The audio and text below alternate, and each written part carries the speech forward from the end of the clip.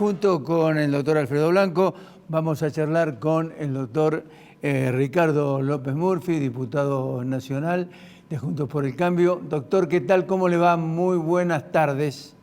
Bien, muy bien. ¿Cómo están ustedes? ¿Cómo anda? ¿Bien? Bien, por suerte. Bien. He escuchado esta mañana, o leí esta mañana, que usted ha manifestado que es una locura llegar al default en la República Argentina. ¿Es así? Sí, yo creo que es muy peligroso. Usted sabe que cité una famosa expresión de Nicolás Avellaneda: no hay nada en la nación superior a la nación misma, hecha en circunstancias muy difíciles para el país. Y como yo creo que las actuales son iguales, me pareció oportuno esa cita. Bien, doctor, ¿cuál es su preocupación más grande habida cuenta de esta, yo decía al comienzo del programa, un gobierno desorientado, torpe o ambos a la vez? Yo diría, lo que más me preocupa es un mal rumbo, o sea, equivocarse en una cuestión sustancial. Después usted puede marchar a más velocidad, menos velocidad, con más pericia, menos pericia, pero si usted rumbea mal, ahí la cosa no, es difícil de arreglar. Y yo creo que acá hay una situación de gran riesgo para el mundo en su conjunto por las cuestiones bélicas. Hay una situación de mucha vulnerabilidad en toda la economía mundial y nosotros somos muy frágiles. Lo único que no tenemos que hacer en esa circunstancia es enfrentarnos a los organismos institucionales, internacionales, de escala, digamos, planetaria, al Club de París. Lo que necesitamos justamente es que haya apoyo, que haya confianza, que se robustezcan nuestras bases, o sea, que nuestras instituciones económicas no caigan en un, digamos, en un vendaval. Ese es el problema que estoy tratando de que se entienda. Ricardo, buenas tardes. Un gusto Sí. tenerte en el programa. Mencionabas recién la necesidad de robustecer, y en esa necesidad de robustecer obviamente se inscribe la discusión con el fondo. Lo que trasciende es que, bueno, el gobierno está planteando un sendero fiscal que el fondo no acepta, que mientras tanto el gobierno ha venido pagándole al fondo, creo que ya debe llevar pagado como 6.500 millones de dólares, y el viernes y el lunes va a haber que pagar 1.100 más. ¿Cuál es la percepción que tenés respecto de las posibilidades reales de que se acuerde finalmente con el fondo? Yo creo que por las circunstancias que hay en el mundo hay una predisposición a cooperar con nosotros muy grande. En otra época hubiera sido mucho más complejo. Yo creo que hay tiempo. No quiero repetir la frase de Balbín en marzo del 76, pero hay tiempo. Lo que pasa es que hay que clarificar las opciones y yo creo que integrados al sistema mundial tenemos muchísimas más posibilidades de cooperar y de poder aprovechar nuestras oportunidades. Acá hay que tener claro que nosotros tenemos bajo el territorio a estos precios increíbles del gas en el mercado mundial. Nosotros somos un país potencialmente muy rico, tenemos una Arabia Saudita bajo el territorio. ¿Cómo puede ser que con esa inmensa potencialidad estemos viviendo de la pésima forma que lo hacemos? Entonces, mi reclamo es para crear oportunidades y mejorar el nivel de vida de nuestra gente, aprovechar circunstancias muy favorables para nuestro país y no por ser obtusos o por delirios ideológicos, por simplemente desconocer la realidad, entremos en un conflicto y en un sendero muy negativo para nuestro futuro y para nuestras oportunidades. Ahora, doctor, hay un hecho fundamental. Usted hablaba, por ejemplo, de el tema del gas, que es importantísimo para la República Argentina. Ahora, en este marco de falta de institucionalidad en el país, de estas idas y vueltas, desde el punto de vista, como usted lo manifestó, o lo dejó trascender desde el punto de vista ideológico, estamos jugando con fuego, es decir, las contradicciones del gobierno, es decir, mandar un embajador para que se sitúe al lado de el actor intelectual del atentado de la AMIA, favorecer o poner, vanagloriarse la Argentina de, digamos, de apoyar a Ortega, ir justamente a Rusia y a China en momentos en que estamos negociando con el Fondo Monetario Internacional.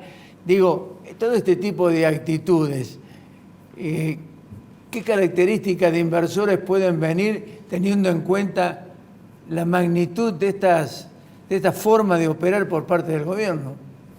Sí, no, hay signos que no son auspiciosos, eso yo lo reconozco. Yo he sido un adversario, digamos, muy claro y muy transparente del gobierno, nunca he ocultado mi diferencia. Mi invocación a Avellaneda y al patriotismo y a no hacer un disparate es porque los riesgos que yo veo son enormes y me parece que es muy importante que no subestimemos lo que está en juego, sobre todo en un país que tiene ciertas fortalezas. Por ejemplo, nosotros cada 4 años renovamos el gobierno, las elecciones son limpias, hay cosas que todavía conservamos en nuestra institucionalidad. La dañamos cuando llamamos o alentamos desde el gobierno a la división de poderes, a atacar la Corte Suprema, que no es la que yo hubiera designado, pero es la que tenemos y es la que debemos respetar, y ha demostrado una gran independencia. Me parece que todo ese conjunto de desaciertos en lo institucional, en lo republicano, en lo económico, en la política exterior, nos hacen daño. Ahora, hay instancias que son más decisivas. Un error muy grande sería equivocarnos sobre el riesgo que estamos corriendo. Yo creo que es extremadamente alto y a eso me he referido cuando hice la carta en el día de ayer y la anuncié y hoy la publiqué para que nadie tenga duda.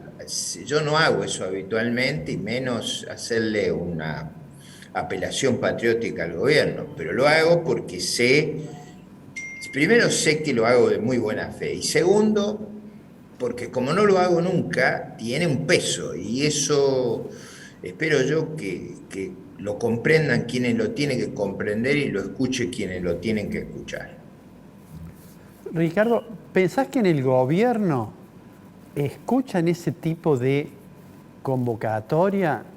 El gobierno tiene, digamos, miradas a veces contradictorias, ¿no es cierto? Uno tiene la impresión que Martín Guzmán está preocupado para ver si puede definitivamente cerrar algún acuerdo con el fondo, y hay otras expresiones, por decir uno, Claudio Lozano, a quien seguramente conoce, de Banco Nación, dice, bueno, el programa con el fondo, la negociación ya fracasó, hay que declarar nulo el stand-by ese, el contrato, recurrir a tribunales internacionales, bueno, toda una serie de cuestiones cuya posibilidad objetiva de que den resultados es bastante baja, pero en ese contexto, ¿el gobierno está en condiciones de garantizar un diálogo y una discusión franca que sea capaz de generar el consenso necesario para salir de esta situación tan compleja que estamos? Lo peor es no intentarlo. A mí me cabe la responsabilidad de hacer el último esfuerzo. Lo hice con claridad en la cita de Ricardo Balbín. Ustedes recuerdan el desesperado intento del líder de la oposición en el año 76 para evitar digamos, la interrupción del proceso institucional y la necesidad de reaccionar antes que fuera tarde. Desgraciadamente, esas cosas no fueron escuchadas y hubo una pertinacia en el error, y yo creo que el país está muy debilitado, aunque sea potencialmente muy rico, pero no lo va a poder aprovechar ese potencial, como no lo puede aprovechar Venezuela. Venezuela ha caído su ingreso per cápita alrededor del 85%. Ustedes saben que los venezolanos, si usted toma el capital per cápita de ellos, es más o menos $1.100.000, $1.200.000. Imagínese vivir peor que Ruanda y Burundi siendo dueño cada venezolano de $1.200.000. Usted diría, no puede ser, no se puede ser tan idiota. Bueno, a veces estas cosas, la ideología, el software mental lleva a desatinos. Y yo estoy tratando de que mi patria entre en un desatino mayúsculo. Eso es lo que estoy intentando. Usted me podrá decir contra toda, digamos, contra toda expectativa racional y fundada. Bueno, en estas cosas hay que tener un optimismo casi panglosiano para seguir adelante. Usted dijo una frase que se la voy a tomar como propia, el software mental, que le está debidamente fracasando al gobierno. El Fondo Monetario Internacional pide un plan. Nosotros no tenemos un plan. Lo que tenemos son números acotados. Pero un plan exige de reformas estructurales de todo tipo de circunstancias, en todas las áreas. ¿Qué es lo que se le puede ofrecer a la Argentina y cuál sería su idea, por ejemplo, de transformar de alguna manera todo este desajuste que tiene el gobierno en un verdadero indicio de un plan hacia dónde queremos ir? Mira, yo le voy a dar dos ejemplos. Nosotros tenemos un inmenso potencial en las industrias del conocimiento. Hemos generado casi todos los unicornios de América Latina. Lo único grave es que con esa legislación confiscatoria e impositiva que tenemos, hemos expulsado a todos los innovadores, a todos los emprendedores. El país tiene un enorme potencial allí, como tiene un enorme potencial, y es muy importante para Córdoba, en toda la cadena de las carnes, en todas las facetas. Tenemos un potencial en la pesca, en la vacuna, en la porcina, en la ovina, en la vial, en todo. Tenemos un potencial inmenso y que debemos expandir la oferta. Las medidas que se toman en ambos casos son para expulsar a la inversión, para expulsar el crecimiento, para expulsar el empleo. Yo creo que eso está muy equivocado, pero tenemos tiempo de decir, esto fue un error, como fue en el 2006 prohibir las exportaciones de carne, liquidamos el rodeo ganadero, nos costó 10 años recuperar la producción, y otra vez volver a lo mismo. Eso es lo que es inconcebible, volver siempre a los mismos errores. Bueno, eso es lo que estoy tratando, por supuesto que el gobierno escuche, pero también nuestra ciudadanía. Una pregunta, digamos, ante la opción, ¿hay acuerdo con el fondo o no hay acuerdo con el fondo? ¿Cuál es el escenario, cuál es el escenario más probable en cada una de esas opciones? No, yo creo que el acuerdo, hay muchas razones que yo no quiero abundar en las consecuencias de un escenario alternativo. Pero el brote de desconfianza no es solamente a nivel internacional, va a ser a nivel nacional. Y nosotros estamos muy vulnerables, no tenemos reserva, no tenemos ninguna. Es como si los ucranianos no tuvieran en las trincheras, no estuvieran armados de uña y diente. Cuando usted ve 175.000 tropas en su frontera, mejor es que esté armado. Bueno, nosotros tenemos un estado de debilidad en las reservas tan grande como en nuestra defensa nacional. Huelga explicar las consecuencias de estar indefenso y de no tener reserva. Creo que es muy obvio los riesgos que estamos corriendo. En ese marco, ¿cuál es el destino directamente? Porque Alfredo decía concretamente la semana que viene hay que pagar. Bueno, yo estoy expresando mi interés que paguen. Además tenemos 700 millones en DEC que se vuelven inútiles si no lo hacemos. O sea, tenemos que pagar 700, hay mucha cosa.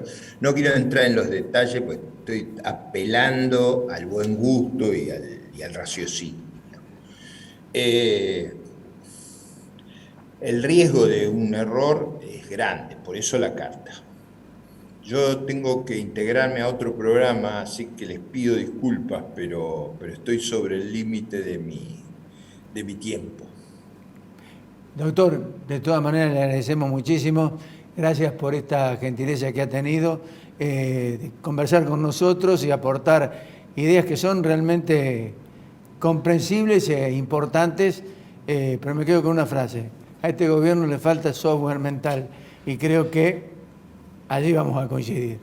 Aprovecho para transmitirte un saludo de un común amigo, que es Carlos Hulton, que me dijo que aprovechaba para hacerte llegar sus saludos. Un gran abrazo y un gran cariño a él también. Muchas gracias. Un abrazo, doctor, muy Hasta amable. luego.